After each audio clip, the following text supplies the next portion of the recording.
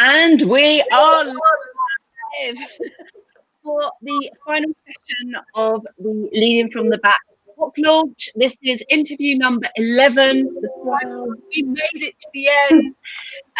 It is brilliant to have you here, Anita. Would you like to introduce yourself to everyone? Yeah, so I'm Anita Phagura and I'm a fierce project manager. That's the business I founded about 15 months ago. So I work with women in project management who feel like misfits and help them find their leadership style so they don't have to fit in, they can belong. I love that. So we are going to be talking, the title of today's this session is Doing the Risky Thing. So doing the risky thing in business to grow your tribe and disrupt the status quo. So when did you join Tribe Builder? Was it the last? No, it was the round before last, wasn't it? So yeah, so not the current one. It would have been so I was doing it over the summer. Over the summer, that's right. And so talk to me a little bit about kind of where your business was when we started working together. Yeah, so I said my business is now 15 months old, so it was probably only about 9 months old when we started to work together. I do show up on social media, that's but at that point I was very much, I don't know, I was attracted to you because you spoke about tribes, and I know for my audience, women in project management, that was really important. So that was always important to me about building a community. But I was very much playing small, even though my business is about being fierce. So I was dealing with imposter syndrome. I was coming out of it, but I was still dealing with it. I was studying for my coaching qualification during lockdown with a toddler on my head, and it was difficult. So I was showing up online, but I was deliberately keeping my community, so I had a membership community, and I was working with in a group program, but deliberately they were kept small, even though I knew I needed to grow them. I had this resistance because of that imposter syndrome. Yeah. And so the process of doing Tribe Builder, and in particular the archetypes, I know the archetypes made a massive difference to the shift that you made in your business. So talk to me a little bit about Anita the Crusader versus Anita the Queen, or Anita the creator or the storyteller. Tell us a little bit about that energy and how that shift really transformed your business.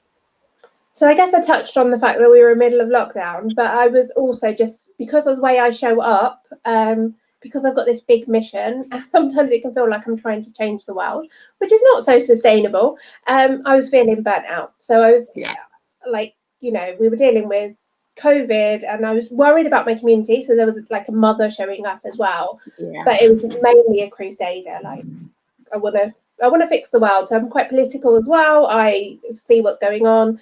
For my community, the women in project management, they're often, not all of them, but often they're going through quite a shit time. So it was like, okay, how do you show up for them? And actually what I talk about and what I'm about is like, actually we need to change the structures. So that's definitely a crusader energy, but I was feeling quite burnt out by that, always showing up with that message. And I'm also a big empath, so I can be really quite affected by the issues that I'm talking about or what's going on in the world.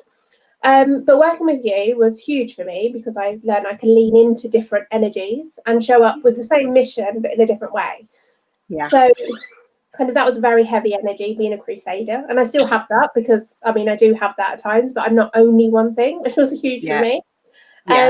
So there's a bit of a mother in there, but you can definitely burn out from being a mother as well, which I've been watching some of your stuff today. I know you've spoken about. But for me, I leaned into the outcast first, and I ran a campaign called Project Misfit, and it was all about the stories that we hear as women in particular, but any of us hear about, and we get told we need to fit in, but actually we could switch the message, and what did we want to be heard instead? So that was like, how can we start changing that message in the cultures and the structures, recognize it's not us, and that's a bit of healing energy with that. So that was really powerful, and that attracted me an audience who were in my world, but weren't necessarily my target audience, which were women in project management, but lots of entrepreneurs who have been in my world because, you know, I mix in all these communities, as you would say, infiltrate tribes, but I'd never thought about working with these people before.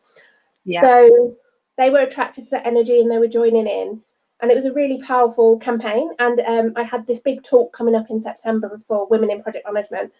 And I was able to, it was a way of bringing fun into this heavy message and show up with a different energy, still with the same message, the same core message, but in a different way. And I was able to talk about being a misfit at this really quite professional, I hate the word professional, but like serious conference. So that was the first energy that I really leaned into, this outcast. But that was also a heavy energy because it's all the times that I didn't fit in. It's quite emotional. So then I was exploring the others, and I would always say that I'm not very creative, but actually I know that's not true now because I'm like an ideas person. Like I'm not as much as you, but I do have all these ideas. And you helped me lean into those things, and what you helped me realize was being disruptive was part of the plan, and because essentially I want to change the structures, but then being a misfit, I've been taught my whole life, both in project management, where you're male-dominated industry, I was in railway, but then also way before that, I'm an Indian, I've come from a fairly strict background, I'm a woman, all of these messages we get is about fitting in, and so you helped me realize that actually if what I'm trying to change is the fact that we don't have to fit in, it is being disruptive. And so it just massively helped me bring more fun into it. And so to be fierce, we need to stretch out of our comfort zone and be a maverick and take those risks. Yeah, I love it. And, you know, I think there was a session where I spoke about what I'd seen from you prior to you joining Tribe Builder, because you'd been in my world. I'd seen your messaging and I loved it. I loved how fierce you were, how you were showing up, but I wasn't quite sure how to engage in it because I wasn't a woman in a male-dominated industry. I wasn't your ICA, I wasn't your ideal client, but I wanted to get involved. I was like, I wanted to know more. But also, I think I spoke about the fact that it could, and this happens for a lot of kind of crusaders and a lot of outcasts, is that the message is very strong and it's very like one-dimensional. So even if you're changing up your content and talking about it in a million different ways, it's still the same message. And we know, based on TV campaigns and stuff like that, that people switch off. You know, they switch off because it's the same level of marketing, it's the same level of messaging, and it's why big brands have to change up things all the time just to get that disruption. And so, you know, I loved how you made it more fun. You know, it's like getting off your high horse, you know, getting off of this thing of always having to fight, which must be bloody exhausting, and showing that softer side, showing that, you know, allowing people who are maybe not your ideal client to still be part of your tribe, to still advocate on your behalf, to still contribute to the conversation about what was important to you without feeling like they were in the wrong place. And that was the irony of it. Like you were talking about misfits, and then people were in some ways going, oh, I'm not sure if I'm allowed in this community. And I know what really ramped things up for you was when we went into sales mode. So, you know, one of the great things about Tribe Builder is you guys launched these campaigns in blind faith, really. You know, I tell you to go and do it and you connect it to your mission, but you don't really know what's coming next. And you just embraced that and talk to us about the risky thing. Yeah, so I was, oh gosh, during us working together, I kept hitting, I knew I was upper limiting. I was just kept hitting that brick wall and having migraines, but I was trusting in you and trusting in me that I would get through it. So I remember when we got to sales and we were talking about what it could be, I was like, oh, I'd run this fierce project management mastermind. It's a leadership program. Perhaps it's the first bit of that. But you were like, you were challenging me on that. You were like, just make it different. And you asked me the question of, what stops me being fierce? And I remember asking social media, I was like, oh, I think they're not clear on what they want. But actually, and somebody said, is it being timid? I was like, oh yeah, maybe that's it. But actually, when I thought about it, I was like, it's fear. So that was like a huge moment of me. So I was like, if I'm afraid of being fierce, then, you know, other people are afraid. Yeah. So just leaning into that, I started asking questions about who wants to take a risk, because I would talk about stretching out of your comfort zone, but actually I wasn't really massively doing it myself. So I think I called you out. I think I called you out on that as well, didn't I? I was like, you know, you talk about risk all the time, but are you really taking a risk, you know? And I think that was part of the challenge when we got to a grand in your hand, was like, what could be? And it's always that kind of invitation just to be playful and just to explore it, but what could be the riskiest thing for you to do right now? Yeah, absolutely. And that massively opened up this audience then with people who could work with me. So I just was like, who wants to take a risk and work and you know, work with me? And everybody was like jumping on the bandwagon without even knowing what it was. So it was loads of fun. But it was that audience of, and there were project managers in there, but there were the audience of entrepreneurs who were in my world. And some of them were saying to me, I've always wanted to work with you, but I didn't know how, which was what you'd been telling me. And they were yeah, one second, Anita, sorry.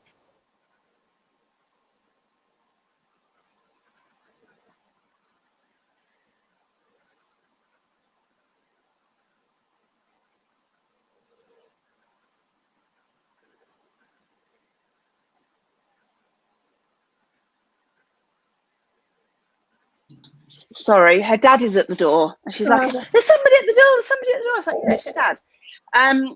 And so you monetized a kind of new audience, the network that was already there, right? Yeah. So the people had been in my world as supporters, and I've been there, like I was clients of people, and they were working with me, and I just didn't think that would happen. Yeah. And how were you able to activate people? Like, because you didn't give a lot of information about what this thing was. No. And it was just being really playful. So it was just like, who wants to take a risk? And people were like, yeah, I'm in.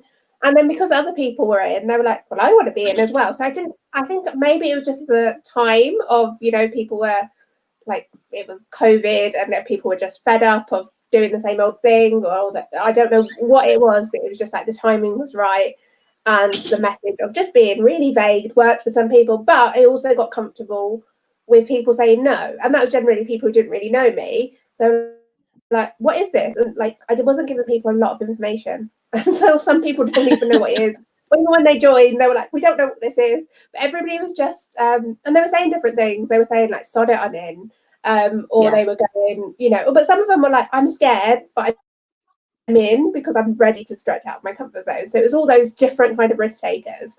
We're just ready to have a go. And it was like, it was asking those questions, but then I was just having really fun at it. So it's like, oh, I've got like this, there are no rules now, so I can just do anything. So I got people to spin a wheel to do the pricing.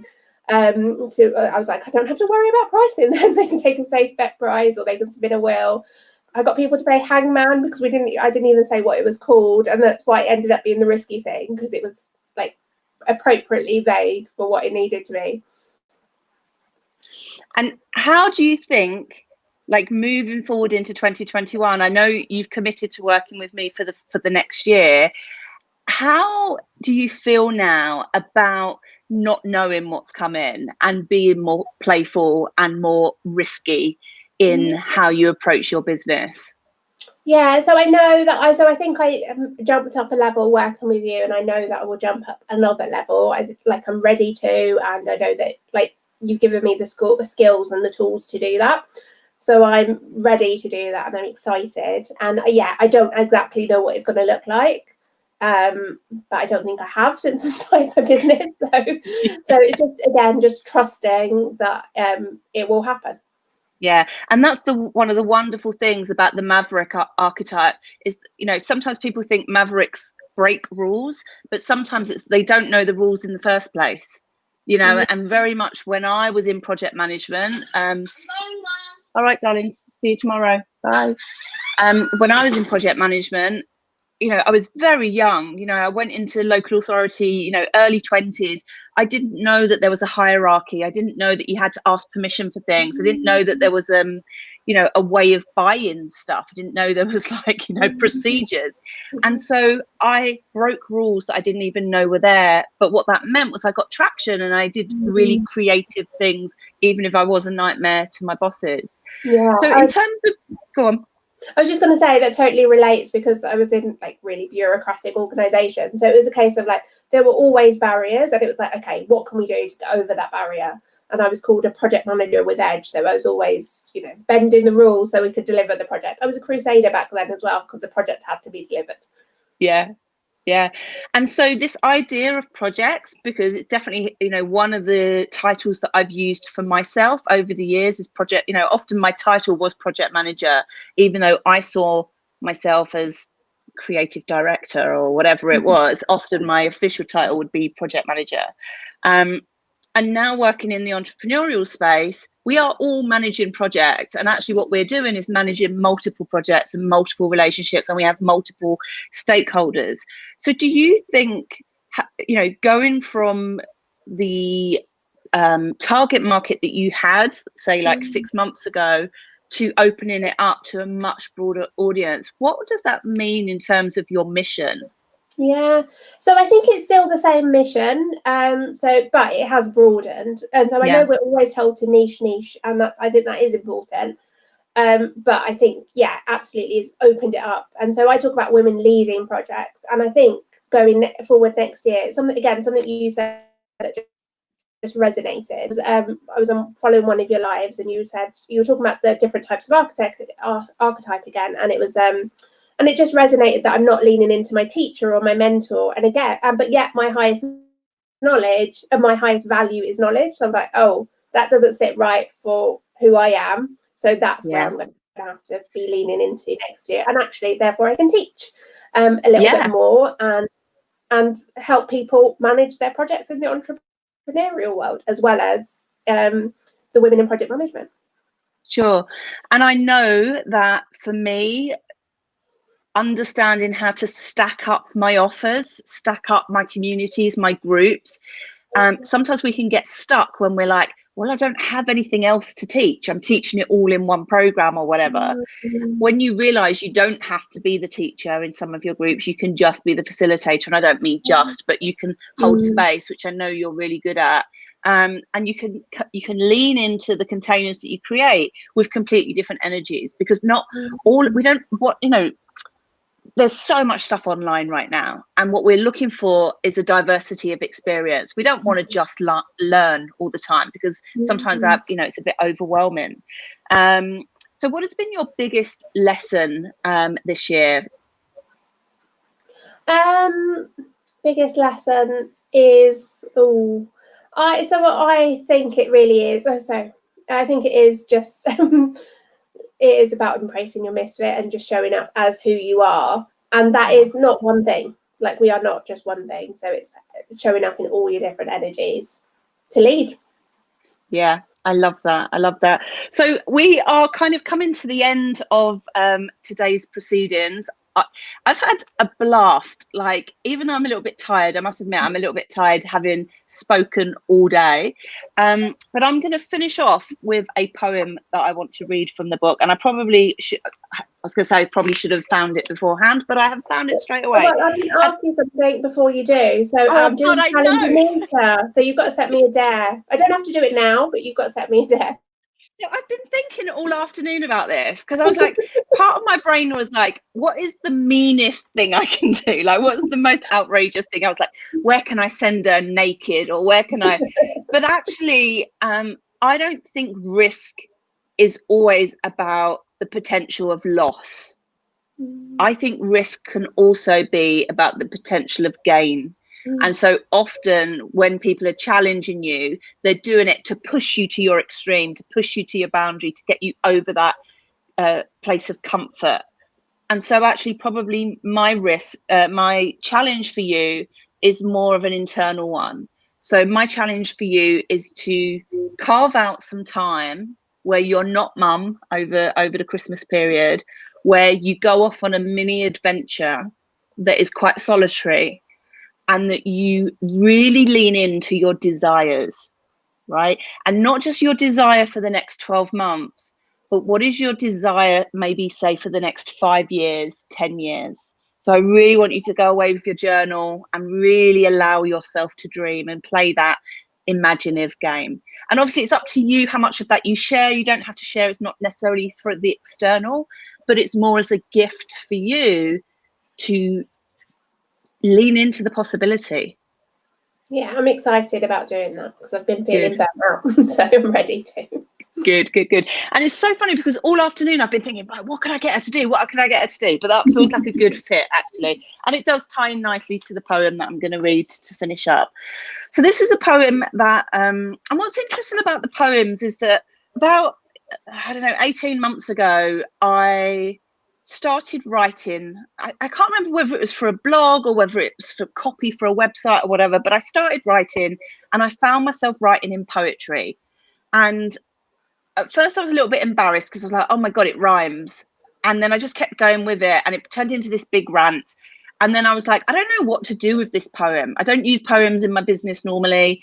I read it out to a friend. She was like, oh my God, this is incredible. You've got to do something with it. And I made a video. And what that did was it unlocked the creator in me and it allowed me to be disruptive in a really high quality way. It gave me an asset that I could use to really cut through the noise. And so when I was planning this book with Erin, who I interviewed earlier on, I was like, I wonder if I could use poems throughout the book. Like maybe that would allow me to express my thoughts in a slightly different way, because I am quite dreamy. I am quite creative and I want to touch people's hearts. I want to speak to people's souls and not have it all be in people's heads, because that's what often stops us. We get inside our own heads. And so the writing process when I was in Greece was very fluid. And I was working, as well as working with Erin on the kind of nuts and bolts of the book, I worked with Sarah Walton, who wrote the foreword. And we did this kind of visioning workshop. So right at the start of the writing process, where we went into meditation. This is the woo side of me, but we went into meditation and she got me to visualize, you know, the soul of my book and what the book would mean in the world. And she took me to my happy place for writing. And what was really interesting was a few days before that, I had just arrived in Greece and I went to the beach, and it wasn't even a particularly pretty beach, but it was the first beach that I got to. And it was opposite all of these massive hotels. Like it felt very, not very natural, if that makes sense. It was still the beach, but it just felt very built up. And I just got in the water. I felt really compelled to get in. I felt like Moana, you know, like I had to get myself to the ocean. And I got in the water and I cried. I just burst into tears. And when I went to this happy place in my meditation, it was the water. And she got me to identify an object or an item or somebody that would be my like writing guide. And what I visualized was a turtle. And the turtle was turquoise with gold. Right. I'd never seen anything like that before, but it was what was in my brain. And I just thought it was a very funny thing. I shared it with her. And the next day I was walking in Rhodes Town. There's all these little trinket shops. And I found this little fella. So this has been my little writing charm. And I couldn't believe it was exactly how my vision was. Right. So I am, you know, really kind of opening myself up to that more intuitive side. And so I just trusted that I didn't have to write to a schedule. I didn't have to follow any rules about writing my book. I just trusted that it would come together, and I would write poems when I felt ready to. And one morning I went to the most beautiful beach on the island, which is called a place called Anthony Quinn Bay. And I was such, I don't know, I was such a cliche. I literally sat on a rock and wrote a poem. I mean, how cliched is that? And it's the poem that kind of finishes the book. So that's what I'm going to write. So that was a really long-winded story to why this poem got written, but I really wanted to share it at some point today. So the poem is called Chasing Freedom. What is it to truly be free? Free from the idea that I can't really be me. The me that's an idiot, flawed and rubbish at times, but equally a motherfucking genius that writes poetry that rhymes. It's been quite an adventure getting this far, clearing away the bullshit about needing a posh house and a bigger car.